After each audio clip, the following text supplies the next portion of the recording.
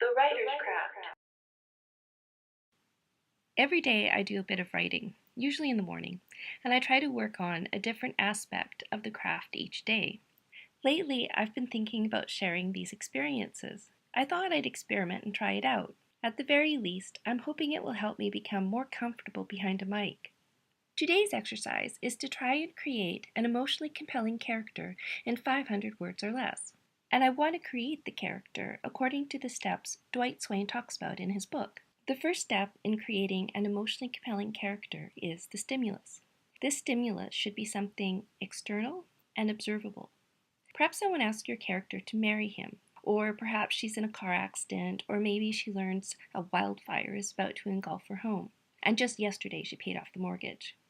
What would your character take? What would your character leave behind? What would your character be glad to leave behind? Or perhaps someone is going to ask your character for a divorce. It could be, though, that something fabulous happens. Perhaps your character discovers she's won the lottery. Okay, so at this point we've got an idea of what our stimulus is going to be. This change in your character's state of affairs will cause a change in their state of mind. The main point here is that the stimulus doesn't just create a change in the story world, it creates a change in your character, the focal character. For example, if the stimulus is a man pointing a gun at your character's chest, then focus on how this affects your character. And initially, your character is going to react emotionally, internally. Given that your character understands the situation, what would they feel? What they feel will depend on the kind of person they are. It depends on your character's character. What will your character's first thought be? Will it be of her child, of her pet, of the things she hasn't yet done? The next step is there's going to be some sort of external change. The stimulus creates a change in your character's state of affairs. Continuing my example, folks in real life would probably have various different reactions depending upon the kind of person they are. A police officer or soldier might attempt to disarm the attacker. A mother or father with a young child might plead for mercy. A diplomat might try to negotiate. The important point is that you show a change in the focal character's situation. The next point is make sure you show that the character's status quo has been irrevocably changed. Not all changes in your character throughout the course of the story will be big, life-altering changes, but the change in your character's story world, the change that breaks the character's status quo at the beginning of the story, and here I'm talking specifically about genre stories, should be big, huge, life-shattering, or at least it should be for this exercise. The next point is show the character's status quo before the change, and then again after. So the question now is, how does one show change? A horror movie I watched yesterday showed change in a family's life by showing a child playing with a beloved family pet. In this case, a beautiful, friendly, loyal dog.